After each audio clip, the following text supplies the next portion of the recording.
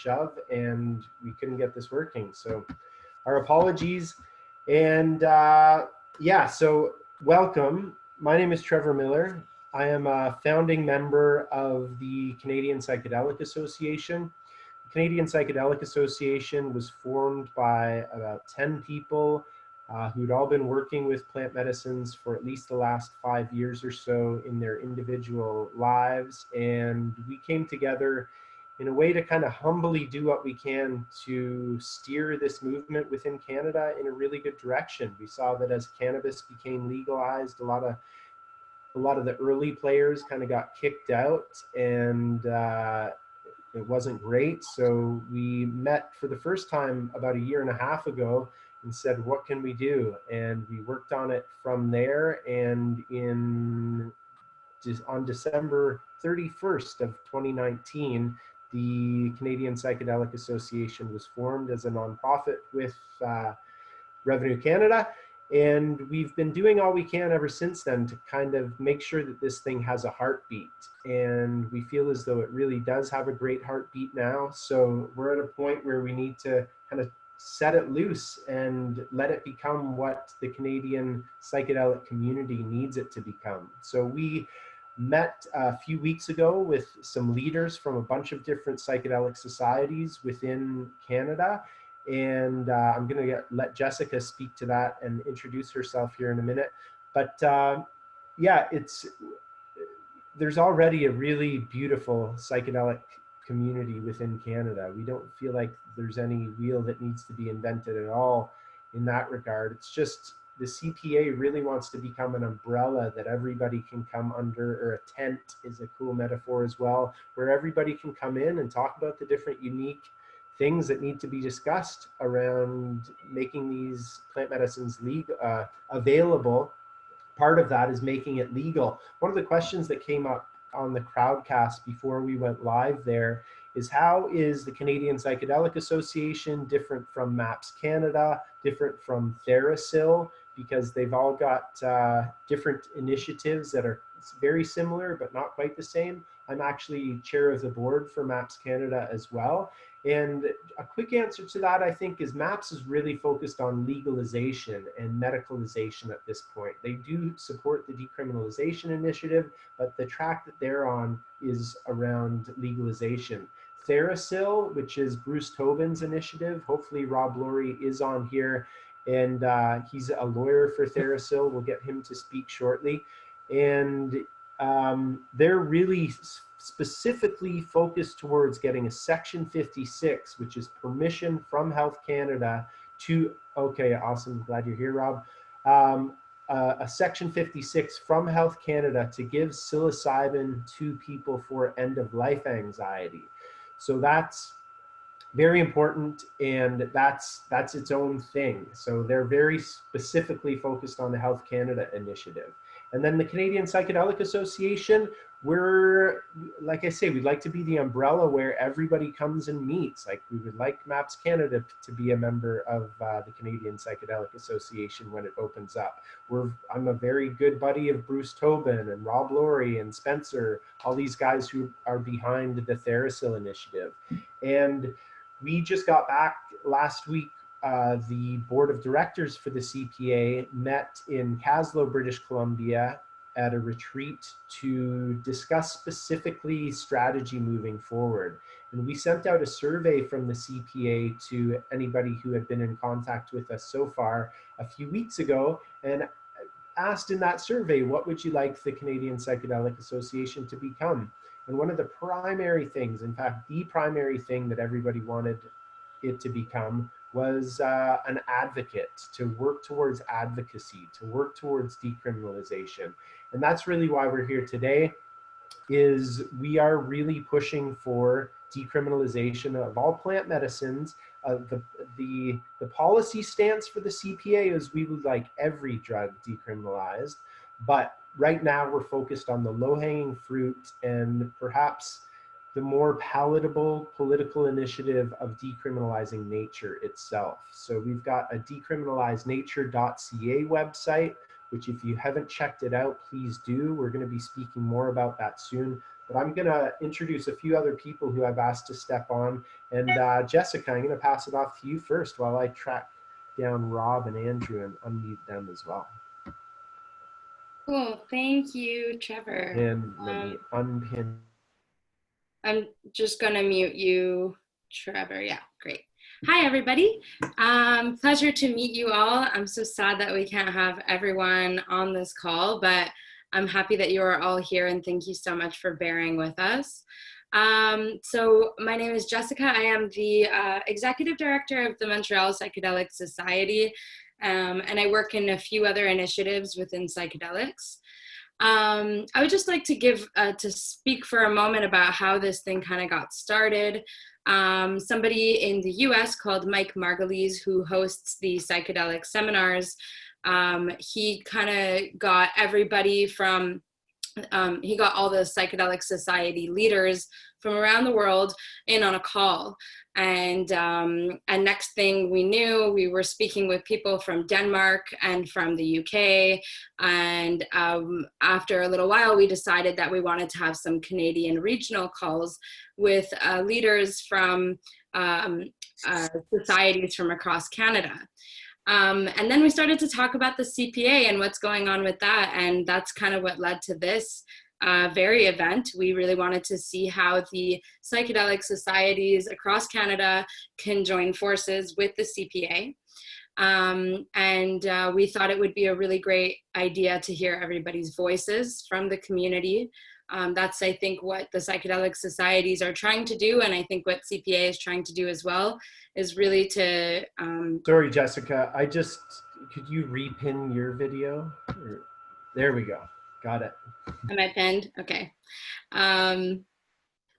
Yeah, so what we're trying to do is really engage the community. That's what psychedelic societies are really for, is to offer a space for people to connect with like-minded individuals, and to find a space where they don't feel, so outcasted, and they can feel understood a little bit more. And we try our best to provide that space for people. So today is really an opportunity to hear everyone's voices. Je voudrais aussi prendre un moment pour saluer la communauté francophone. C'est important d'exprimer que vos voix et opinions sont valorisées dans ce milieu. Everybody's voices count right now, and unfortunately we have a cap at 100 people, but I would love to hear everyone's feedback, and try our best to join forces as a national community. Thanks. Beautiful, thank you. And I am going to bring Andrew Rose up next. He is another important voice from the Montreal community as well. And I think, can you unmute yourself, or do I have to do that, Andrew? Yep. Great, thanks for being here. Yeah, thanks Trevor. Yeah, hi everyone, my name's Andrew. As Trevor mentioned, I'm also a board member at the Montreal Psychedelic Society. And I'm the director of programming at psychedelics at Mindspace Wellbeing, which is a clinic in Montreal. We do harm reduction and integration. I also work with an organization in the US called Fluence that does training for clinicians around psychedelics. I guess Trevor, I've been in touch with Trevor and what the folks are doing at the CPA since I sort of first heard wind of it, and I think he just invited me to say a couple things in support of this initiative, and just generally give context for what's going on. So as I understand, it's a town hall, so hopefully we'll hear from a lot of you. So maybe I'm just one of many more people who are going to have something to say or questions to ask. I think CPA is still developing its mandate. I popped in a little bit on this strategic meeting Trevor alluded to last week, where they're continuing to build the mission and the mandate, and having a lot of conversations around advocacy and trying to move the needle in Canada on the decriminalization front, knowing that there are others who are working to move the medicalization and legalization model forward. And I feel really strongly about decriminalization as being a path to these medicines reaching as many people as possible, as soon as possible, and still a safe and equitable way. So I don't have much more to say than that, other than this is an important campaign. And also just to I think keep in mind that no matter what happens with this petition that we're trying to get the word out about, that it's going to be a long haul, and that I encourage you all to, in addition to sort of supporting the initiative and being vocal, to also just continue to educate yourselves about these issues and really know what you're talking about when you champion psychedelics, whether it's to your MP or to family members or friends. The more knowledge we have, the more compelling our cases are going to be. So hopefully we can continue to share that knowledge today. Beautiful. Thank you so much, Andrew. And I'm going to bring up Robert Laurie next. Robert is an attorney. He is part of the Therasil initiative. He is also a legal advisor for MAPS Canada, as well as the Canadian Psychedelic Association. And he's a good buddy of mine. So really good to have you on here, Rob. And there's all these different tracks that are happening towards trying to legitimize these medicines. And we're focused on decriminalizing through this petition we're going to be talking about here shortly, which, has almost 9,000 signatures, about 8,600. And that's really what this call is about, is we've got about 3 weeks left on this petition. And we'd like you guys, the psychedelic community, to please help us to try and get as many signatures on this thing as possible. But I wanted Rob to perhaps speak about, again, kind of the legitimacy of what we are up to. And Rob, I think you can unmute yourself if you're not already, and please introduce yourself and share what you've been up to and what do you think of this all. Thank you, Trevor, and very grateful to the Canadian Psychedelic Association for having me as a guest this evening. And it's really wonderful to see a great turnout of interest from the community filling the town hall here. I wear many hats in the psychedelic community. I'm a board advisor to MAPS. I work with Dr. Dennis McKenna and the McKenna Academy. And more recently, over the last about 4 or 5 months, I've been on the litigation team under Paul Lewin's direction, and also been advising the Therasil team with respect to a number of issues in the capacity as a consultant. I've also been working, I was one of the folks that drafted the petition, which I'm so delighted to see that we're in excess of 8,000 signatures.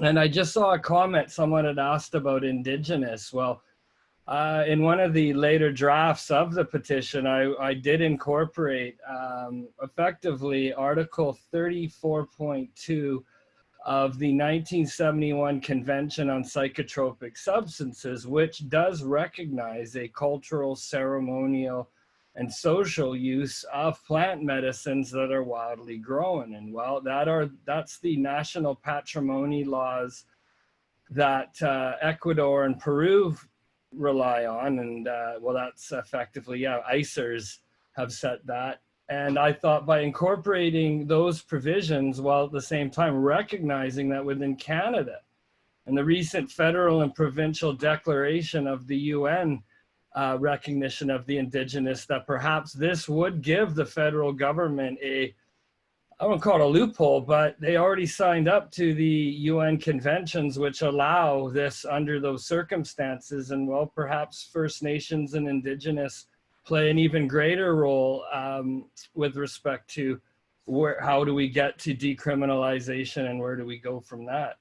But there's a lot going on, and I think you're going to see a lot more happening in the next few weeks. Just to speak briefly on Therasil, and the person that you really should have speaking is Spencer Hawkswell, the executive director. But I can say that Therasil has been representing the interests of medical patients who are suffering from severe PTSD, treatment resistant, as well as end-of-life anxiety. And they have been denied now. It'll be 100 days. And Therasil's team have sent a letter to the health minister, Minister Haidu, effectively saying, when are you going to exercise discrimination and make a decision? Now, we don't know what the decision will be, but we do know a decision will be made by her department on August 4th, which either way, regardless of what is proposed or offered, the litigation team of the Therasol Coalition will be proceeding in any event, because the initial rejection of Dr. Tobin's application, as well as the existing restrictions that exist for entheogenic plant medicines, are restricted under Schedule J of Part C of the Food and Drug Act. So in order to really get to a place where we'll be able to do anything,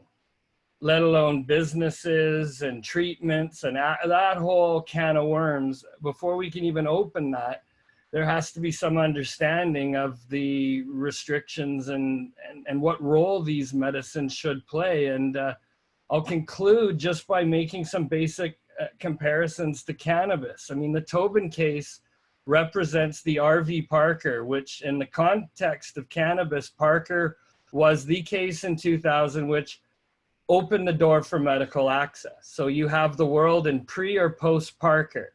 Post Parker, 15 years later, got us to the Allard case, and 2 years after that, Cannabis Act came into play.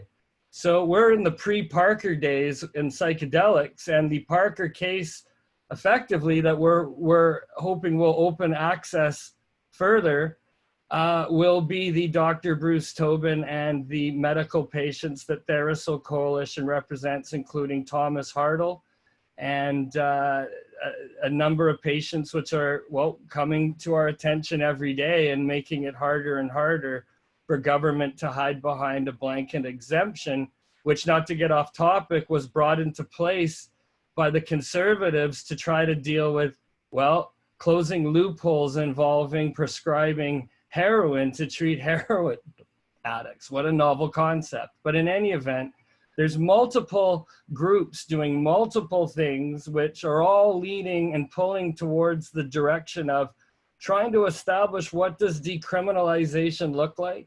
And based on a decriminalized approach, that should set the way and the method for fact and evidence-based policies, which hopefully will serve everybody better than an exclusive market, which is difficult to access, and well, we'll just create alternative and illicit markets and give them a place either way at the table. So I'm glad to be part of this conversation. Again, my name's Robert Laurie. If there's any questions, you probably can figure out how to get in touch with me.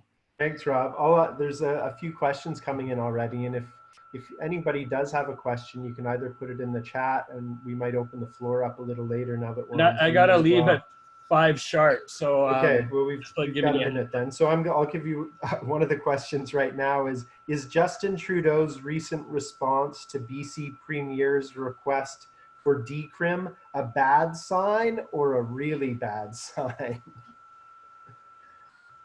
Well, I think you have to look how politics work, and it usually takes a number of branches working together. And well, without grassroots initiatives and lobbying efforts by concerned groups and coordination, it'll be very difficult for the executive and the legislative branches of government to, I think, truly appreciate the complexities of the issues at hand. And while our current federal government, after all, is a minority government, cannabis was a big election running point, and without opening that can of worms, that hasn't necessarily progressed along the trajectories which got voters interested in the first place. So calls for decriminalization are one thing, whether or not they materialize at the federal level is another. But if John Horgan really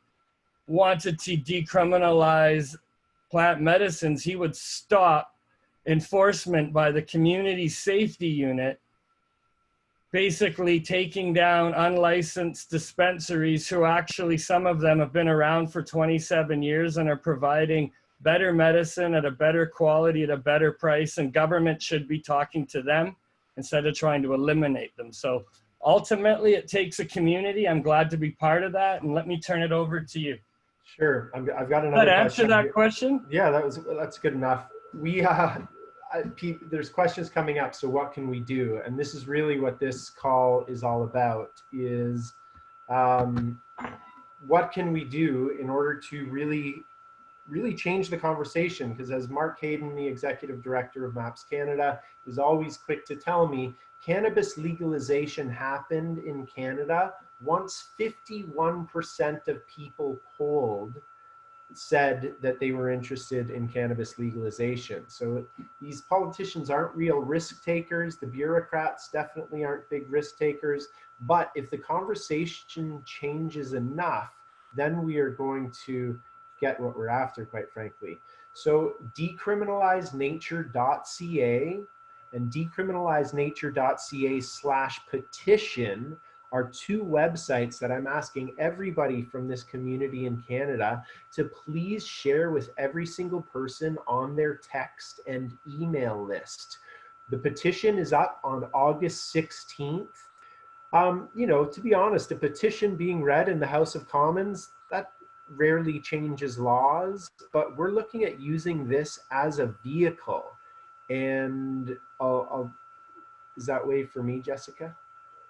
Yeah, I just wanted to take a minute just to acknowledge that it's okay if not everybody has the privilege to be able to sign a petition like this. I know a couple people, for example, who are immigrants to Canada and who don't have the ability to make such moves on their personal record, and that's all right too. And I don't want people to feel like they have to do something that might compromise them in any way. Of course, I'm not saying that you are insinuating that. I just want people to know that that is something to think about and to consider that when sharing it to others. Cool.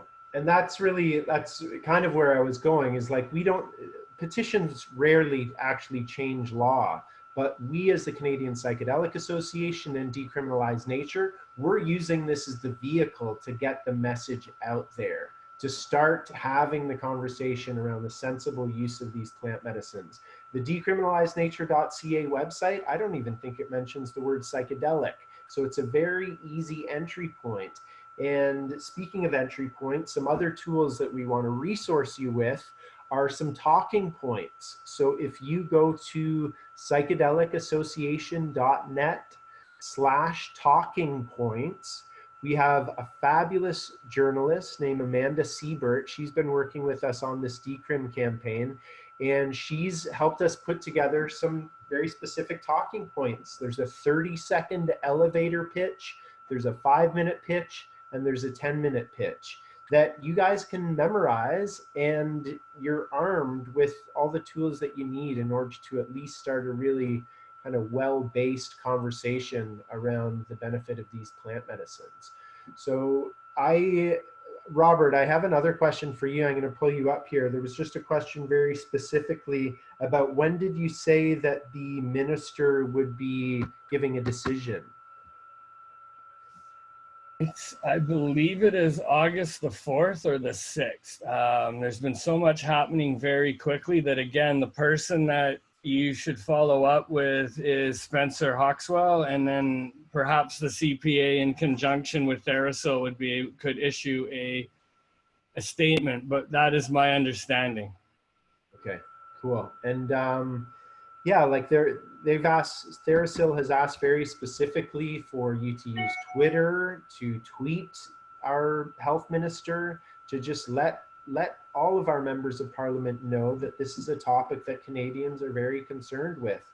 Also on the the decriminalizenature.ca website, there is a button right there for you to send an email to your member of parliament. So please use that. And the thing I want to encourage everybody the most today to do, if they really want to help us out, is to use your own personal email list, to write an email. There is actually a spot on the Decriminalize Nature website where you can put in 10 email addresses and email it out to your friends. But this is going to mean more coming from your personal email account to the people that you love, to say, look, these medicines have a lot of benefit to them, and we've got a chance right now to change the law. There has been, we're obviously doing this initiative at the federal level. we as the Canadian Psychedelic Association are going to do a lot to work at the municipal level here in Vancouver, and we're going to also do what we can to work at the provincial level as well. So I see that Salimeh is on here as well. Salimeh is another member from the Canadian Psychedelic Association on the board of directors, and I'm really grateful to see your face here. And if it's all right with you, we hadn't planned this at all, but I'm gonna bring her up on stage and see if she might have a few words to add. You're up now. You just need to unmute. Okay, how's this? Can you guys hear me? Yeah, great. Yeah.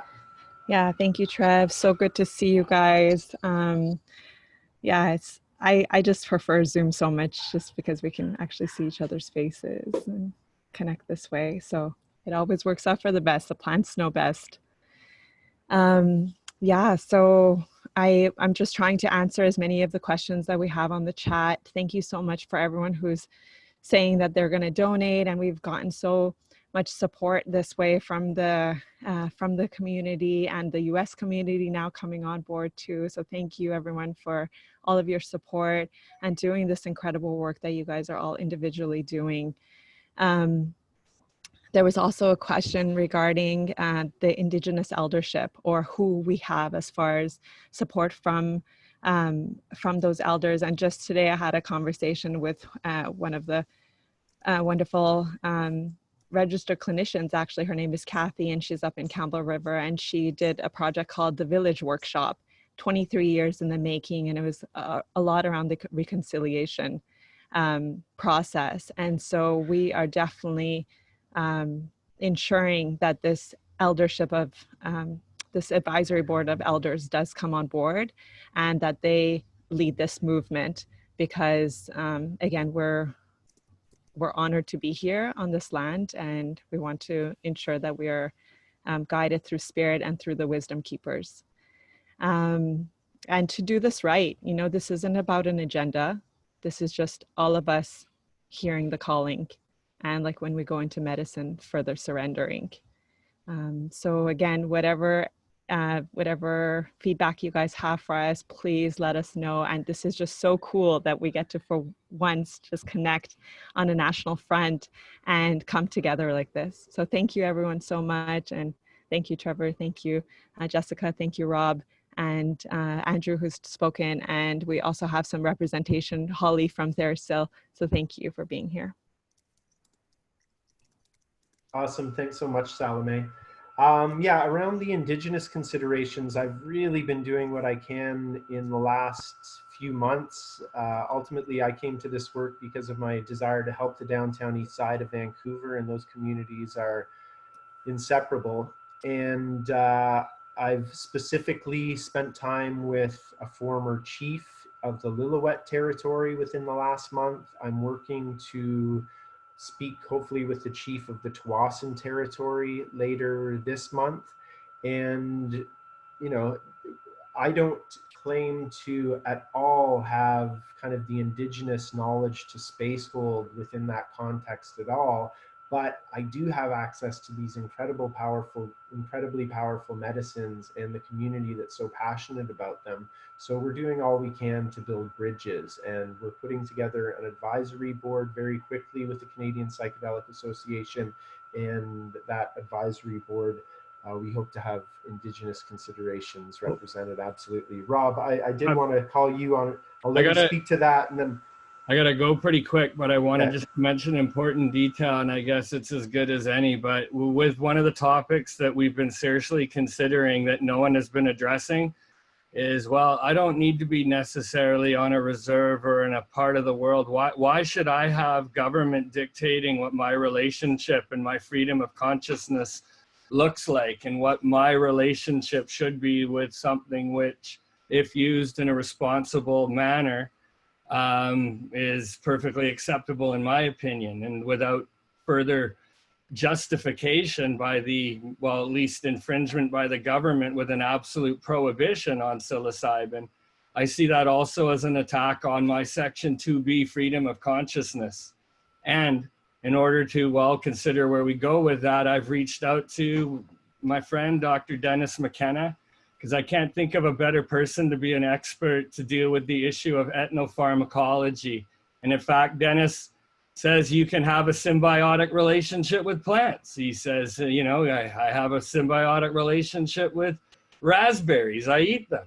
I also have a symbiotic relationship with two plants when mixed together create DMT. That's also a symbiotic relationship. And it also, I think, is part of the social, cultural, and ceremonial traditions that we need to also fight for, because legalization and the decriminalization may or may not address the importance of those cultural considerations. And when First Nations say, Rob, why are you interested in this? I answer by saying, well, I'm Scottish. The British technically did the same thing to us before they did it to you in some regards. And well, I lost my connection to my land, so I have to live vicariously through people that never lost theirs. So perhaps in our dealings with the federal government, working together, we might be able to accomplish what's necessary with two sides of the same coin. And well, I invite everybody who's involved on this effectively to play a role and play a part, and only you can figure out what that role and that part looks like. I know you've got a 5-minute cap here, but there's one more question that you'd be perfect to answer. Are we leveraging the argument that Canada faces considerable liabilities if someone pursues a charter challenge? Given the data and litigation history, it could be argued that Canada is in contravention of the Canadian Charter of Rights and Freedoms. I think I know who wrote that, and it's an excellent argument, but the thing is that may be an issue for a later stage. I mean, for right now, the charter argument really depends on the individual and their relationship with the state. Now, whether that individual is a medical patient or they're a medical patient which happens to also own a business providing access. I mean, in the dispensary test case challenge, of which I was honored to be one of the many lawyers on that case, well, we won the private interest and the public and private interest standing. Because ultimately, the infringement of a recognized Section 7 right to life, liberty, and security of the person can only be interfered with minimally. I mean, it's the minimal impairment, the Section 1 Oakes test in constitutional litigation. And they tried to say in cannabis that, well, fire, crime, and mold were enough to justify medical patients and anybody else not being able to grow their medicine. Well, the Allard case and the Smith case demonstrated that the rules the government proposed went beyond the minimal impairment. Again, the minimal impairment of the recognized charter right. So where does that leave us with psychedelics and psilocybin? Well, there is an absolute prohibition on the access to these substances at present, except for very strict research purposes. So ultimately that, along with freedom of consciousness and whether or not that leads and opens a floodgate into product liability as per the question, or negligence of the federal government, quite frankly, that's their problem. The job of the lawyers is to challenge the laws if the government does not do something reasonable without going to the courts. The government does do something reasonable, well, it probably won't be to the satisfaction of everybody and all the stakeholders. And really what I expect we should anticipate is a series of small events that lead to a larger event. And those small events that become larger events is called litigation or legal jurisprudence. And well, we're just at the start really of the jurisprudence on a long road to legalization. What I can say, before I lose my voice, is that Mark Hayden does a beautiful job presenting how in cannabis black market, we went from corporate gangsterism and without proper policies that really adhered to legalization and public health and public safety, well, we went right down the curb, missing public health and public safety, and where did we end up? Well, we're literally in corporate gangsterism now, not black market gangsterism.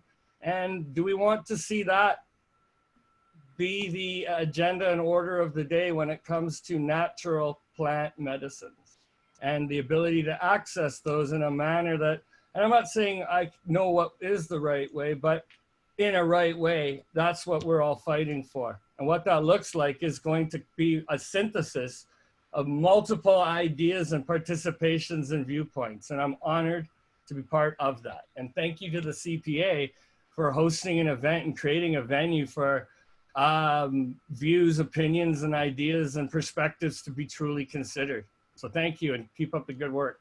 Beautiful. Thanks, brother. Always a pleasure. Yeah, thanks so much, Rob. There's, really this is I'm all about the tipping point. Hopefully we can get to a tipping point where this doesn't take the rest of our lives to make these medicines available. And tipping points really come once enough minds have been filled with the meme that these plant medicines are really positive. So again, this webinar is all about action. Some of the action steps that I'm going to ask you participate in is, number one, consider becoming a friend of the Canadian Psychedelic Association. For 50 or $100, you can become a friend of the CPA. That helps you support us. Like, the board of directors is all a volunteer board, but we're doing things like paying for an administrative assistant now. We've grown to that point where there's a lot of emails coming in, a lot of social media to manage. We are paying for advertising for people to learn about the petition, to learn about the webinars that we've got coming up. So we are going to launch a larger membership campaign fairly soon as well. There is going to be a strategic roadmap that's going to be posted on our website shortly, and that's going to allow you to keep up with everything that we're going to be up to. We're going to be very, very transparent about everything that we're doing financially.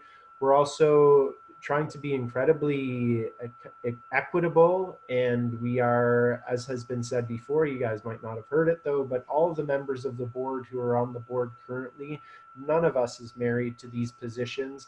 None of us is married to the Canadian Psychedelic Association being based in BC. If that's not the best place for it, maybe we need it to be in Ottawa for it to be a truly national organization. So we're open to all of that, and we want your feedback on that. And we're working on putting together kind of a replacement board as we speak. Like I say, we spent some time in Kaslo last week, and part of it was, how long are each of us planning on being on the board, and how do we find really good replacements for us once we leave? So all of that is up for grabs right now. We have another strategy that we're going to be taking, and it's a bit of a daunting strategy. We've looked at a bunch of different ways to do this properly, and essentially what the strategy is I spoke to Liberal MP Nathaniel Erskine Smith, who is a very big fan of decriminalization. He has spoke out in favor of decriminalization of all drugs many times. And the strategy, he said, is you need to find somebody in every constituency in Canada, every political constituency in Canada, who is an ally of plant medicines. And you have them reach out to their members of parliament, and everything's happening over Zoom these days, so you can arrange a Zoom meeting with your MP, and we're going to aim to have a representative from the Canadian Psychedelic Association on that call as well. But you reach out to your MP, you arrange a meeting, we have myself or somebody else from the CPA or our decrim squad tune into this meeting, and basically we just pitch the beauty of plant medicines and how they're very good at helping us overcome the mental health, the potential to overcome the mental health crisis that Canada is facing.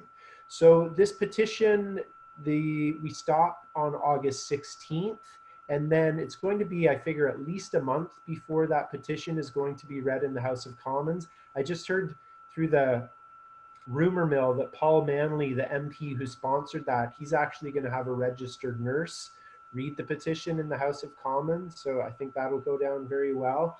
And in the meantime, we need to speak to as many members of parliament as possible and let them know some of the benefits of these plant medicines. Nathaniel Erskine Smith told me that there was one conservative MP in particular that you really don't even bother wasting your time on. And the way I look at it is that's actually the first guy I want to speak to. Like, if we can win that guy over, then the rest will be very easy.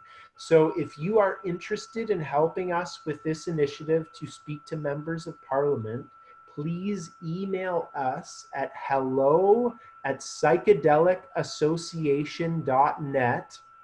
In the subject line, put decrim squad.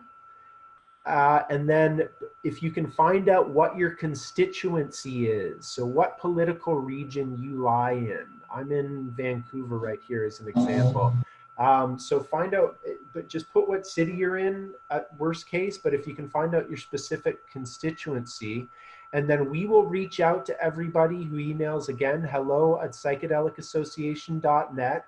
We'll have a meeting before you guys reach out to your MPs, and we'll do all we can to schedule our availability so that we can be there with you if you don't feel confident in doing it yourself. If you do feel confident in doing it yourself, great. Like I say, we've put together talking points at psychedelicassociation.net/talking points. And that's just going to help us really stick to the message. So the Canadian Psychedelic Association also has another event coming up. These are all free events. We're trying to keep them all free. So the more you can help us by becoming a friend of the CPA, the better, because it does take resources to make these kind of things happen. But we have another event coming up on Thursday at 4 p.m. Pacific, 7 p.m. Eastern. And the event is titled "The War on Drugs, the Origin and the Impact." And Jillian Maxwell, board member for the CPA, is going to host that. She's going to have Neil Boyd on it. He is a professor in the School of Criminology at Simon Fraser University and chair of the board of directors for the International Center for Criminal Law Reform and Criminal Justice Policy at UBC Law. And then Deborah Small is going to be on as well. She is a lawyer and social justice activist, challenging the inequities of the US government's so-called war on drugs, and executive director of Break the Chains in the States, working to empower communities of color. And then we're going to have a pre-elder, Phil Lirondelle. Phil was actually at the event that the Canadian Psychedelic Association grew out of. It was an event that we called ICATA. It took place again in Caslow, BC. There was about 32 members from the plant medicine community here in BC who came together and to talk about what we can do to steer this in a really good direction, this whole movement. And Phil and his wife were actually there. They donated a talking stick to the circle, and I just wanted to reflect once again that you know, we don't claim to know the full proper way to hold the Indigenous context, but the Indigenous piece of the puzzle has been on the forefront of our minds since day one of the formation of this association. So Phil Lirondelle is a Cree elder who brings a unique blend of Aboriginal and Eastern tradition to his present day sacred work and teachings. He works as an elder to the Corrections Canada medium security prison in the Lower Mainland of Vancouver, BC. And like I say, Jillian is going to host that. So again, what can you do to help? Share that Facebook post, get as many people on that call as possible. And we're coming up at 5:10 here. I'm gonna do my best to wrap it up at 5:30. In the meantime, let's use the fact that Zoom will allow us to raise our hands. And if anybody wants to raise their hand and ask a question, I think that's doable on here. I want to see, I just see Michael Oliver's name on here. Michael Oliver is the volunteer coordinator and the assistant to the executive director of MAPS Canada. Michael and MAPS Canada are doing tremendous work. They've just done a really great web series, and it's, I think they're in the middle of it. I think Duncan Trussell is on tomorrow, is he not, Michael? And Maps Canada is another great place to send your resources if you're really wanting to help the research specifically within Canada. So thanks for all your work, Michael. Always a pleasure to work with you. Thanks, Trevor. Cool. Yeah, do you want to say a few words and let us know what you're up to, brother? Sure. Yeah, absolutely. I can take just a quick moment. Thanks so much for hosting this and for sharing everything you guys are sharing. I really appreciate that. MAPS is super on board, as Trevor said, with the progress of the CPA and what we're doing, what the CPA is doing. It was nice to hear your distinction that you made today, at least for me, it even kind of helped clarify some things between like decriminalization and medicalization. I think that's a nice, maybe just a simple way to kind of maybe contrast the CPA with MAPS Canada, what they're doing, because there's a lot of overlap, as Trevor mentioned. But yeah, there's different, obviously there's different pathways that are emerging, and these are some things that Mark Hayden talks about a lot. So it's great to have resources being put to these different paths. And so just speaking quickly to what we're doing on our end, you may or may not know, but MAPS Canada is mostly an organization that's composed of volunteers. And so most of my job with MAPS is organizing the wonderful team of volunteers that we have that make up MAPS. And so we're at an exciting phase right now because we're actually revamping a lot of the volunteer processes that we have. So in terms of onboarding and training, so we're trying to completely revamp that. So if you're out there and you've reached out to us to volunteer, you might have been told to just wait a little bit, because yeah, we're hoping to roll out that new platform in a couple of weeks, which will hopefully streamline a lot of things. And yeah, so that's an exciting thing that people can look forward to. And then other than that, we're working on a couple projects in the background.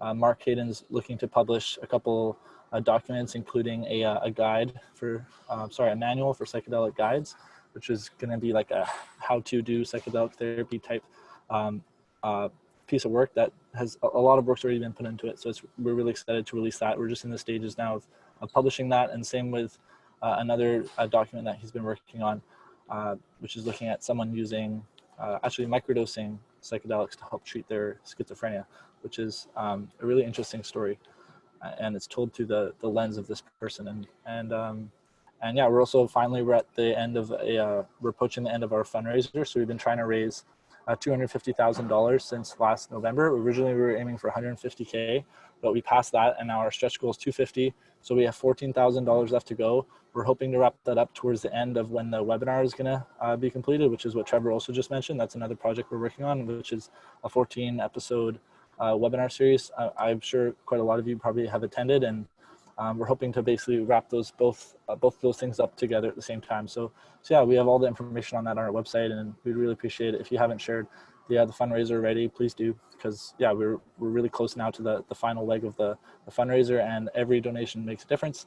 And yeah, stay tuned for more awesome speakers on the webinar. Duncan Trussell's tomorrow. We're really excited for him. It's going to be a unique episode, and there's still a bunch more awesome speakers to come. So thanks for giving me the time here, Trevor, and thanks everyone. Thank you, Michael. Yeah, I'm looking forward to this Duncan Trussell episode for sure. Yeah, if you haven't seen The Midnight Gospel on Netflix, I highly recommend. Watch it. It's so good. Yeah. And then I don't see I think people are having issue raising their hands. Perhaps if there's anybody that wants to unmute themselves and say a couple of quick words, we can make that happen. I see some great medicine carriers and friends of mine that are on here. You know who you are. If any of you want to say anything, if anybody wants to say anything, go for it. We've got a few minutes here. Eric Clinton in Seattle, a longtime fan of things happening in Canada. And I want to say I would like to try and rally support down here and get my own, because I think if you guys get your shit together like you appear to have done, I think you can move forward fairly quickly. And so you could show us how it's done. And so hats off to Canada. Thanks so much, Eric. And that reminds me, like I say, we've really focused recently on the federal level through this petition system, but it really didn't start that way. Decriminalizenature.ca, that website, we registered that when we were working on a municipal motion that was against psilocybin. And through our conversations recently, in looking at really what we can do to be effective, we're really going to focus again on the municipal level as well. Because if we can just get one of those municipalities in Canada to say, look, we're not going to prosecute people for these plant medicines anymore, that would be a massive step forward. So again, if you want to be on this squad to help decriminalize nature within Canada, please email us, hello@psychedelicassociation.net. Even if you don't want to speak to your MP specifically or help facilitate that reach out, you can still help us in other ways. So please consider joining us in making that happen. I'm just going to. Cool. Anybody else? Eric, if you could just mute yourself again, that'd be cool. And then is there anybody else who wants to unmute themselves and say a few words before we say goodbye? Mercedes with their hand up. Perfect. Mercedes, go ahead and unmute yourself, Mercedes. Hey everyone, this is so lovely. So many people from all over. Yeah, I'm in the middle of, Trevor knows I've been hounding him for an interview for a while. I'm working on a story for Double Blind magazine about decriminalized nature movement in Canada right now. So first I just want to invite, because the movement is going, it's like last night I was writing and already it's been updated. So I keep pushing back my due date, but if there's anyone who feels really called to share anything, either their experiences or just their role in the movement, feel free to get in touch with me. I can leave my contact information for you. I'm currently on the steering committee for the Psychedelic Psychotherapy Forum, which is happening in October. And the question that I have is around just your thoughts on the decriminalization movement addressing people who are currently for so-called drug. And will this movement also include an effort to liberate these people as these substances become accessible? So are you cut out for me right in the middle of that question? If you could just ask the question again. Okay, I'll try again. Just curious about your thoughts on the decrim movement addressing people who are currently incarcerated for drug charges in this country. And will there be an effort with this movement platform to liberate those people as these substances become accessible? Yeah, from my point of view, 100% we'll be focusing on that. I think I got to spend some time with Green Party MP Paul Manley a few weekends ago, and him and his chief of staff Elan were really valuable because they helped kind of spin things properly for me. For one, they encouraged me to really play up. Almost, I need to, when I'm speaking on the public stage, they're like, you need to remain conservative. You need to look almost conservative in your approach and keep your hippie in your heart. So I'm working at that. But they also talked about just looking at the different spending and how much money could be saved by decriminalizing these plant medicines. Like all the money that is being spent in keeping people locked up for whether it's plant medicines or other drug offenses is just crazy to me. So I think these are really sound arguments to make as we're speaking to our members of parliament and other people, that the war on drugs has just been completely ineffective. Prohibition hasn't worked. It has not made our communities safer. It has not made our kids safer. So it's time to take a new approach, especially in the face of the mental health crisis and the mental health crisis which has led to the addiction crisis and the overdose crisis, which is taking lives more than ever in the month of June. And I'm sure July is going to be there as well, because COVID hasn't helped that entire situation. So we're looking at any practical approach that we can take to strengthen our argument to making some change happen. And I'll add to that as well. So what was kind of messy with cannabis and all the jail time that people got is that oftentimes it would be under the same umbrella of substances, and it wasn't even separated. And so when now people are going through getting those penalties cleared up, it's a lot of court time, it's a lot of extra money, it's a lot of connecting with the police and getting those records. So we just want to be able to just clear that out, and decriminalization of these plant medicines ensures safety so that we can actually set up more hubs so that the plant medicines can support the addiction with the other substances like cocaine and heroin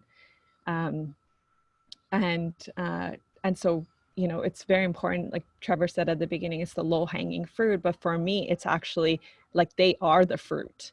The plant medicines are the fruit that's going to support us. But yes, we can definitely move in that degree first. And then looking at, you know, the webinar on Thursday, we'll talk more to this, but looking at the different models of harm reduction across the globe and looking at, you know, Portugal and seeing that harm reduction there is actually quite strict in they already have treatment centers that allow people to move through. So we need to have more conversation. That's why you guys are on here, because we need underground facilitators, we need our doctors, we need everybody to be as strong as possible in doing this medicine work, doing this therapeutic work for people, so that once decriminalization actually happens, and it's already kind of taking place, that we have really strong structures. And that's why Oakland is doing such a great job, because they decriminalized, and now they're looking at the structures of what I would call clinics of the future. So, but that's one part of it. And I just wanted to add to, before we jump off the call and hear more from other friends, is that with COVID and how our world is changing, this is like another edition of trauma that's coming on board right now. And so it's like, it's so compacted right now. And we need to connect in as a collective to even be able to move through that. And the next piece that's going to come, a lot of times I talk about the mass extinction that we're facing. And so, you know, how are we going to deal with famine? How are we going to structure our community so that we can prepare for climate change to come? COVID is just the beginning of it. And so the conversation needs to be expanded. Where's our community? Where are the lifelines? Where do we have the preparational pieces? Because now it's becoming real. It's not just something in the future anymore. Like, it's right in our face. So again, keep strengthening, you guys. I had a mushroom ceremony on Saturday, and it was very deep to say that we're all doing great. Keep strengthening yourselves, and we will continue to just support each other as much as possible. But there's a lot of love that came through. So I want to just express that gratitude. I see Fraser's hand. Trevor, did you see anyone else before? Did I miss anyone before? Yeah, No. I think Shel has had their hand up for a while as well. And then there's Jay as well. Cool. Can I ask my question? Let's get Shel up first. Shel, maybe. Hi. Hi, Shel. And I'll just say, Shel is doing a great job on getting Maps Canada going in Toronto. Again, we're after national associations here, and Shel and her team in Toronto have done a really good job in that regard. So thanks, Shel. Awesome. Hi. Hey, Joya. Hi. Hi, Michael. Just wanted to say a quick note that the Drug Policy Committee in Toronto with Maps Canada is working on a one-page circular document out of that conversation that I finagled my way into with Trevor and Nathaniel Erskine-Smith, that very sympathetic Liberal MP here in Toronto who centers drug policy as a part of his platform. His recommendation was to create a very brief document, basically outlining all of the points that we've talked about here. So the cost and benefit of, or the cost of the war on drugs, potential benefit of decrim or legalization, precedents set by cannabis and other occurrences in the United States and elsewhere. Just to condense all of that information in a very easily digestible one-page document so that we can use that for our education and advocacy initiatives when it comes to talking to MPs or other government officials. So that's our first project. We're working on that. As soon as we get that all set up, hopefully soon, that'll be a document that we can share with everyone who's interested in doing some education or advocacy work, just so they can follow up their, you know, if you have a hop on a 15-20 minute Zoom call with an MP in your area, you can follow that up with a document to kind of guide your talking points, but something that's also concise and digestible that hopefully we'll be able to bring some of these points home. So I just wanted to add that. Thanks, guys. Beautiful. Thanks so much, Shel. Jay was next. Yes, thank you. I think my question was answered. I had two questions. First question is, if I carry, like if I purchase like some website in Canada, let us say 5 grams of magic mushroom, and then if police find it out, then there is going to be, some imprisonment and fine. So I want to know how strictly do they impose this? And in the recent past, where like many people arrested and imprisoned because of carrying few grams of psychedelic mushroom for personal use. That's a really good question, and that's data that I've been keen to try and get a hold of, actually. Is yes, we're working towards decriminalizing these plant medicines, but are people truly being persecuted for these plant medicines? I don't think they are. I think most plant medicine users are kind of discreet enough that it's not coming up a lot. I did have a friend when I was younger who was arrested for magic mushrooms, but he was kind of in the deep end of distribution of said mushrooms. So does anybody have any insight on that? If so, just you can quickly unmute yourself. But just the fact, it's a principle thing for me. It's just, nobody should be considered a criminal or feel as though they're a criminal for enjoying substances like these, whether, quite frankly, as far as I'm concerned, whether it's for recreation or therapy. So I think they're blessed sacraments. I think the point is, they, like, as I've said many times, if they grow out of the ground, hasn't nature legitimized them enough? Like, it just frustrates me to no end, the arrogance of these man-made laws which say that plants of all things can be made illegal. I see Judith had something to say in response to Jay's question, I believe. Perfect. Judith, my friend, come on up. Hi, Trevor. Our experience in the Kootenays was that the RCMP became aware of some of the work that we were doing with psychedelics, and one of our people went down to the office and explained what we were doing, and they said, yes, we know exactly what you're doing good work, and so we aren't going to trouble you. Oh, beautiful. Yeah, I heard about that. I heard about the RCMP showing up. We got outed, and right on. Cool. So that's only one example. I'm not sure what would happen if you were flying someplace with it. I tend not to. If I'm driving my car, that's another situation. Let's nobody risk anything. And I see the point here, which is a good point, is some folks are more at risk than others for being criminalized for having small amounts of psychedelics because of privilege or lack thereof, racial identity. It all matters there. So nobody risk it. We're going to do all we can to make sure they're all decriminalized soon enough. There's a question that was just forwarded to me. Since we're at this question, can you also talk of the legality of psilocybin spores and cultures and mycelium? And it's my understanding that the spores themselves are not illegal. That's why these growing kits, you can buy psilocybin growing kits. And I think the legal loophole there is that that the spores themselves are not illegal. Again, speak to a lawyer, not me, on that advice. And then, there's websites that are selling microdoses online in Canada right now. And I don't think any of them are legal, but kudos to them for doing what they feel is right. And good luck to them in making sure that they don't get prosecuted. Also, extension to my question. So now, for the native people, if they have medicinal purpose of this thing, then can police go and arrest native people in their native land also? Again, I think it's going to be a matter of what they deem important. There is, British Columbia has just, I don't know if the word is ratified, but just there is another motion that has been passed to have Indigenous rights to plant medicines. And this is, Yeah, there's a lot of murky waters, a lot of ins and outs that I quite frankly don't know. I'm working towards understanding more, and I'm working to see what can be done to leverage some of these loopholes so that people can get legal access to these medicines. But I don't know too much at all, Jay, I'm afraid.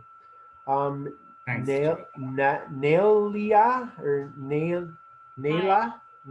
Hi. Hi, do you hear me? Yeah. Yeah, it's Naila. Thank you so much for the talk. I was wondering what you thought about the fact that some church is using it for spiritual or religious purposes in Ontario, I think. Could that be kind of like a door opening, or I don't know? For sure.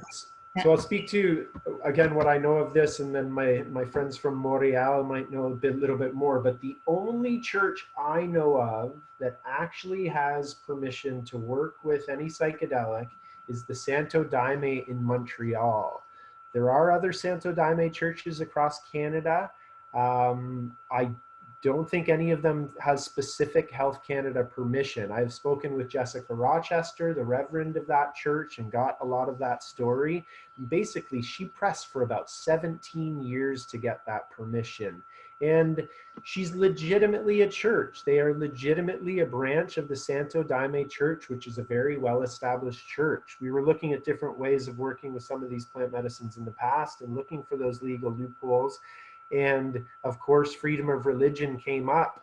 And I realized after investigating that for a little while that it is not easy to just set up a church. So that no longer appeared to be low-hanging fruit to me. Just have branches everywhere. Yeah. Yeah. Yeah. So I think there's, the freedom of religious angle is a good one. I think, freedom of individuals' ability to seek spirituality however they want is the one that I think the Charter and Rights of Freedoms could lean on. Exactly. But, yeah. Yeah. Anyone else? Gio. Hi. Hi, Gio. Cool.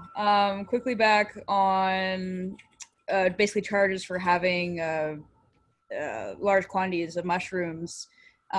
Any of the charges I saw that went through, like you don't generally get charged for a few grams. Most of the charges were with other drugs, like other compounds, non-plant medicines, that's where they slap on an extra fine because they can. But generally speaking, no, they're not going to come after you unless you're operating a big operation or something like that. And also shout out for stickers. I call for stickers. I want to be able to just plaster everything. Oh, and by the way, my real name is Kristen Downham. I was at the September 9th meeting, Vancouver City Hall. So nice to see some of you. Nice. And I'm from Saskatoon, Saskatchewan. I might be the only one from Saskatchewan, so nice to meet everyone. Awesome. Thank you for introducing yourself in that context, because you had a very compelling story. Thank you so much for showing up in Vancouver. I'm figuring out how to make it more concise, a little less, like I said what I needed to say, which was really nice and nice and healing. I lost myself a bit over the winter, but I'm back now, so I'm hoping to help. Beautiful. And again, just a beautiful healing story around the magic mushroom, and it's the safest drug on earth, which can have such a beautiful positive impact on people's lives. All right, so we're looking at 5:32 now. I think we'll wrap it up. I just want to again apologize to everybody that's watching this recording that was hoping to get on this thing live. We had really big technical meltdown at the beginning, and then we fired up my Zoom account, which only allows for 100 people. So apologies for that. I think Crowdcast they're going to have to do a lot to prove themselves again for us to use them again. I think the stability of Zoom is pretty incredible compared to a lot of the other programs that are out there. So I apologize. Action steps again. If we've got 10,000 people that have signed this petition so far, if we get each of those people to get 10 people to sign the petition, and then those 10 people get another 10 people, then we've got an exponential growth curve, and we've got 1 million signatures, which I don't expect us to get that, but if we can get up to 10,000 signatures, if you guys can be relentless on sharing this on your social media outlets, sharing it with people that you know, sharing it with your parents, sharing it, it's such a good wedge into some people's closed minds. It's to speak about mental health, to show them the decriminalized nature angle. Again, a lot of people can't argue with the fact that plants shouldn't be illegal. So please do all you can to share the petition over the next little while.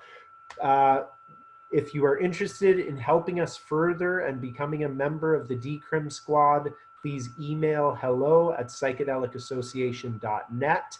Please, if you're interested in helping us speak to members of parliament, let us know your constituency and maybe include your phone number as well so we can get in touch with you, but we'll schedule a meeting around that shortly. Another webinar coming up on Thursday, presented by the Canadian Psychedelic Association around the war on drugs. And I think, again, it's so important to get people to understand the roots of where this war on drugs came from, especially with the political culture right now, where everybody's calling out racism everywhere it should be called out. The war on drugs was a completely racist and is a completely racially oriented piece of garbage. And one of the comments that came up about the fact that some people get prosecuted way harder on these drug possession charges, that was the name of the game. That's exactly how this drug war started, is because of racist policies. So we've got some people coming on this webinar to really share the history, and it's great to arm yourself with that kind of data. Please consider becoming a friend of the Canadian Psychedelic Association. Again, psychedelicassociation.net. You can click Become a Friend of the CPA, and that'll help us do this. I hope you're enjoying this. You guys are the Canadian psychedelic community, and the Canadian Psychedelic Association was set up so that we can find each other. It was set up as a beacon. We got the beacon burning. Now you guys are showing up. Now we need you guys to become this community and help it move forward.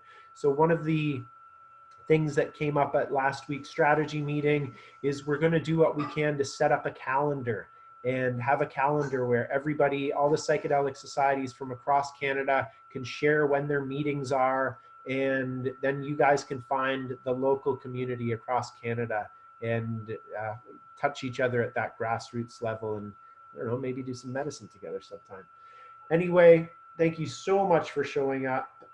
Thank you again to the people who are going to watch this recording. Everything that we say on here applies to you as well. Please do all you can to share this petition from now until August 16th. Then we've got another month or so before it's going to be read in the House of Commons. Then, you know, we're probably going to start another petition. So we'll need you guys present and able to help us on the next petition as well, because we're not going to stop on this until we get what we want. Like, all I was saying to my colleagues last week, like, I don't want to be an underground therapist. I never got into this because I wanted to be an underground therapist. I was able to legally work with Ibogaine during the time that I was working with it at a high level, with a lot of people coming in my clinic. So I don't want any of us to have to be underground therapists. I don't want any of us to have to worry about our well-being because of being passionate for these incredibly healing substances that the world needs so desperately right now. So again, my name is Trevor Millar. You can reach out to me through that psychedelicassociation.net website. I'm on Facebook. And yeah, I love you guys. I love this movement. I love everybody that I meet through this process. Thank you all so much. Let's switch it back to gallery view here quickly, and we can see each other, give each other the waves and the bows. I honor you all so completely. It is such an honor doing this work with you. Thank you everybody for showing up. Please share the recording of this once we've got that on the Canadian Psychedelic Association Facebook page. Thank you to Andrew Rose. Thank you to Jessica Kadosh. Thank you to Salimeh Tabrizi. And of course, my very well-spoken attorney, Mr. Robert Laurie. Thanks to him for showing up as well. And thanks to Pascal. Yes, Pascal. Yeah, Pascal Tremblay, who Pascal is on the board of directors for the CPA. And honestly, the CPA would not be a thing if he wasn't, we wouldn't have a public face at all, because he's designed the CPA website. He just designed the Decriminalized Nature website. We've got a whole bunch of other people from the Decrim squad. I see Lindsay's on here. She's been helping.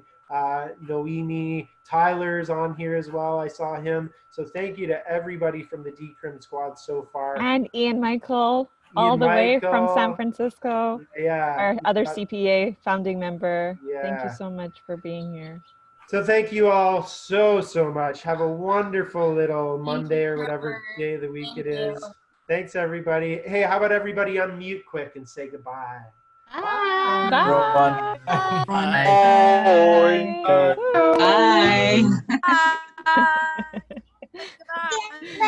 Bye. Night, everybody. Bye. Hi. Bye, Noah. Bye, Noah. See you guys.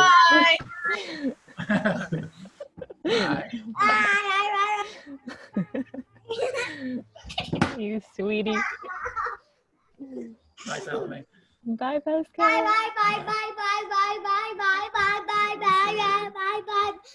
Bye.